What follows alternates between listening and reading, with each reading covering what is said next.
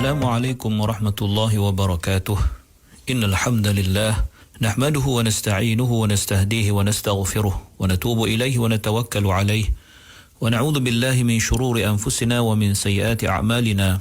Man yahdihillahu fahuwal muhtad wa man yudlil falan tajida lahu waliyyan murshida. Ashhadu an la ilaha illallah wahdahu la syarika lah wa anna sayyidana Muhammadan abduhu wa rasuluh وصفيه من خلقه وحبيبه بلغ الرسالة وأدى الأمانة ونصح الأمة وكشف الغمة وجاهد في الله حق جهاده حتى أتاه اليقين. اللهم صل على سيدنا محمد وعلى آله وصحبه وبارك وسلم. أما بعد. Muslimin muslimat, sahabat pendengar IKIM yang dirahmati Allah, marilah sama-sama kita rafa'kan kesyukuran kehadrat Allah Subhanahu wa taala di atas segala nikmat yang Allah Ta'ala kurniakan kepada kita, terutamanya nikmat iman dan Islam. Dan marilah sama-sama kita bersyukur dengan mentaati segala perintah Allah, melaksanakan segala suruhannya dan menjauhi segala larangannya. Mudah-mudahan Allah Subhanahu wa Ta'ala sentiasa memberikan taufik dan hidayah kepada kita, menerima segala amal ibadah kita, mengampunkan segala dosa, kesalahan dan kesilapan kita, dan mudah-mudahan Allah golongkan kita dalam kalangan hamba-hambanya yang bersyukur. Muslimin muslimat yang dirahmati Allah, kita berada pada ayat yang ke-151 daripada surah Al-An'am. Allah berfirman, A'udzu billahi minasy syaithanir rajim. Qul ta'alu atlu ma harrama rabbukum 'alaykum alla tusyriku bihi syai'an wa bil walidayni ihsana. ولا تقتلوا أولادكم من إملاق نحن نرزقكم وإياهم ولا تقربوا الفواحش ما ظهر منها وما بطن ولا تقتلوا النفس التي حرم الله إلا بالحق ذلكم وصاكم به لعلكم تعقلون. Yang bermaksud, katakanlah, marilah supaya aku bacakan apa yang telah diharamkan oleh Tuhan kamu kepada kamu, iaitu janganlah kamu sekutukan dengan Allah sesuatu pun, dan hendaklah kamu berbuat baik kepada ibu bapa, dan janganlah kamu membunuh anak-anak kamu kerana kepapaan. Sebenarnya kamilah yang memberi rezeki kepada kamu dan kepada mereka. Dan janganlah kamu hampiri kejahatan-kejahatan, yakni zina, yang terang daripadanya dan yang tersembunyi. Dan janganlah kamu membunuh jiwa yang telah diharamkan Allah membunuhnya, melainkan dengan jalan yang hak, yakni yang dibenarkan oleh syarak. Dengan yang demikian itulah Allah perintahkan kamu supaya kamu memahaminya. Muslimin muslimat yang dirahmati Allah, bila kita perhatikan ayat ini dan dua ayat selepasnya, insya-Allah kita akan dapat melihat bagaimana Al-Quran meletakkan bagi insan hubungannya dengan Allah, dan hubungan itu yang akan membawanya atau akan menyebabkannya memperolehi kebahagiaan dan juga balasan yang baik. Juga ayat ini mencorakkan bagaimana hubungan seorang insan itu dengan keluarganya, yang berasaskan al-mawaddah, kasih sayang, dan rahmah, kasihan belas, dan menutup pintu-pintu keburukan yang membawa kepada pencabulan kepada kehormatan diri, harta dan maruah. Maka ulama telah menggelarkan ayat ketiga-tiga ayat ini sebagai ayat yang mengandungi al-wasaya al-ashr, wasiat-wasiat yang 10. Dan ketiga-tiga ayat ini diakhiri dengan frasa dzalikum wasaakum bih. Imam Tirmidzi rahimahullah meriwayatkan dengan sanadnya daripada Ibn Mas'ud radhiyallahu anhu bahawa beliau berkata, barang siapa yang suka untuk mengetahui dan melihat kepada wasiat Rasulullah sallallahu alaihi wasallam, maka bacalah ayat Qul ta'alu atlu, iaitu ayat yang sedang kita bicarakan ini, hinggalah kepada ayat la'allakum tattaqun. Imam Al-Hakim pula meriwayatkan, juga Ibnu Abi Hatim daripada Ubadah bin As-Samit radhiyallahu anhu, beliau berkata Rasulullah sallallahu alaihi wasallam pernah bersabda, siapakah di antara kamu yang berbai'ah, yang berjanji setia denganku berasaskan ayat yang tiga itu. Kemudian Nabi SAW membacakan ayat Qul ta'alau atlu sehinggalah 2 ayat selepasnya. Kemudian Nabi SAW bersabda, barang siapa yang memenuhi tuntutan ketiga-tiga ayat ini, maka ganjaran pahalanya akan tertentu ke atas Allah Subhanahu wa taala untuk membalasnya. Dan barang siapa yang mengurangkan atau yang melalaikan mana-mana wasiat daripada 3 ayat ini, nescaya Allah akan menghukumnya di dunia atau Allah akan melambatkan hukuman itu di akhirat. Maka terpulanglah kepada Allah. Sekiranya Allah inginkan, Allah akan menghukumnya, dan sekiranya Allah inginkan, Allah juga boleh mengampunkannya. Al-Imam Al-Baihaqi radhiyallahu anhu, Al-Imam Al-Baihaqi meriwayatkan daripada Sayyidina Ali bin Abi Thalib radhiyallahu anhu. Beliau berkata bahawa apabila Allah Subhanahu wa taala memerintahkan Nabi sallallahu alaihi wasallam untuk mendedahkan diri baginda dengan berjumpa kepada sekalian kabilah Arab. Lalu baginda sallallahu alaihi wasallam keluar ke Mina, dan aku, kata Sayyidina Ali, bersama-sama dengannya dan juga Abu Bakar radhiyallahu anhu. Lalu Nabi sallallahu alaihi wasallam berdiri ketika di rumah-rumah mereka dan memberi salam ke atas mereka, dan mereka menjawab salam. Dan di antara mereka yang hadir ketika itu ialah Mafruq bin Amru, Hani bin Qubaisah, dan Al-Muthanna ibn Al-Harithah ibn Harithah, serta An-Nu'man bin Syarik. Mafruq bin Amru merupakan seorang yang sangat atau terkenal dengan sebagai seorang yang sangat fasih atau sangat baik ucapannya.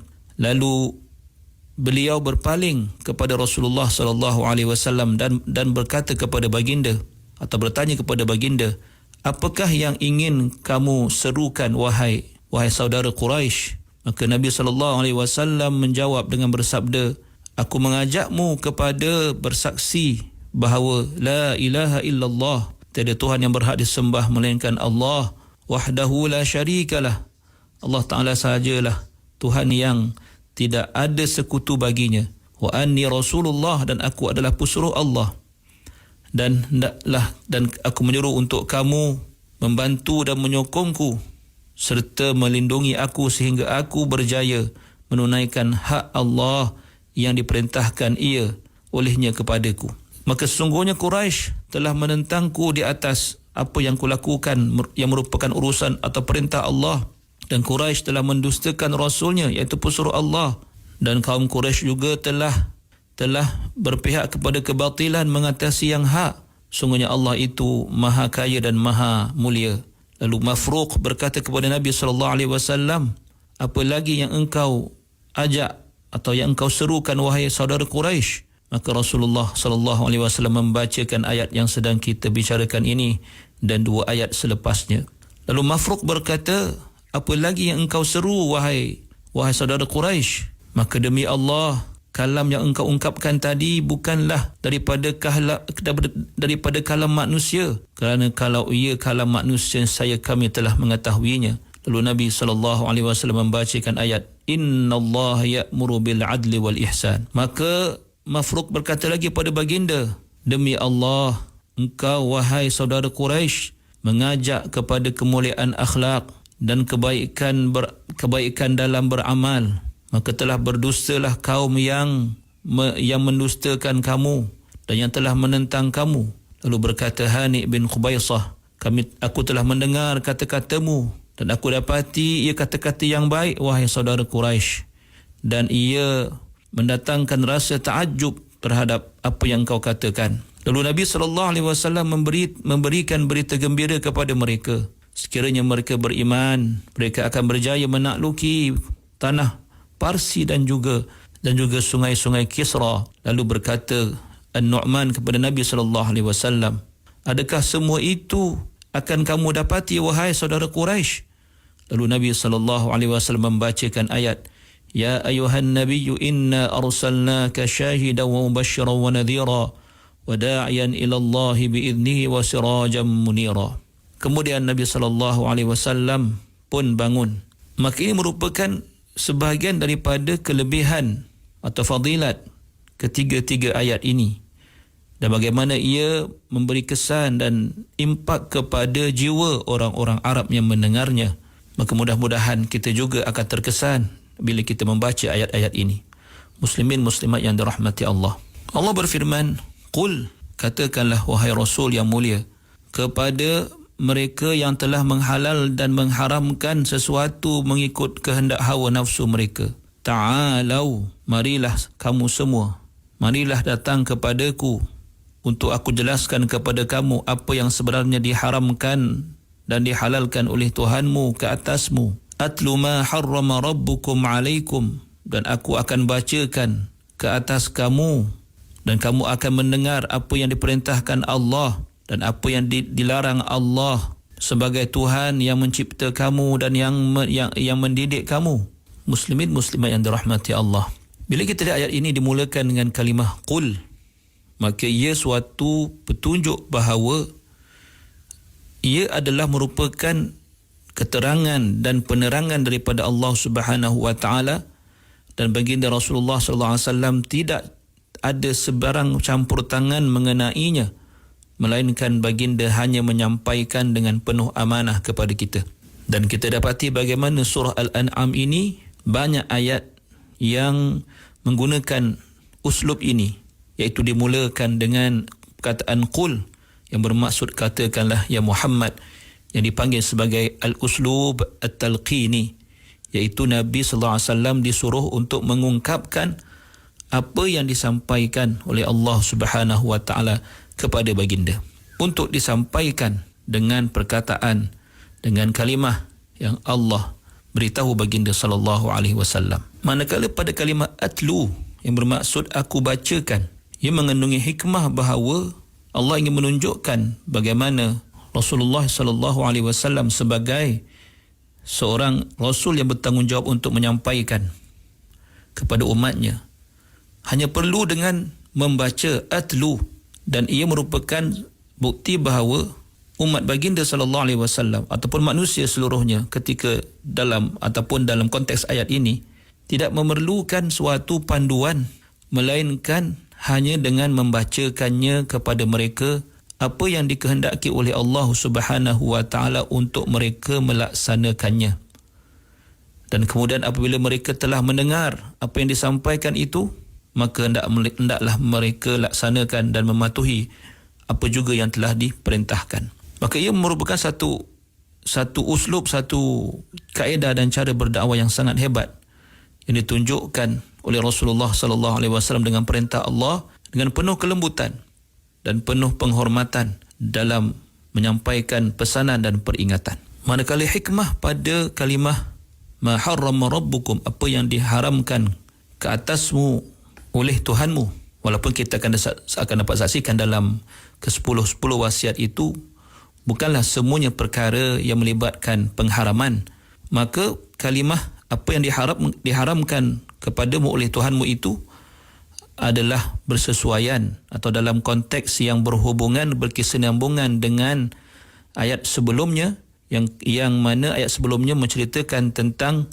pendedahan perangai ataupun tindak tanduk golongan musyrikin yang sesuka hati mengharamkan sesuatu yang baik, mengharamkan sesuatu yang tidak diizinkan Allah atau tidak diberikan kuasa oleh Allah untuk mereka mengharamkannya. Dan sebab lain ialah, atau hikmah yang lain ialah kerana penerangan mengenai asas-asas ataupun dasar-dasar perkara yang diharamkan itu pada masa yang sama akan menetapkan sesuatu yang halal pada perkara yang selainnya. Kerana itulah kaedah dan itulah dasarnya.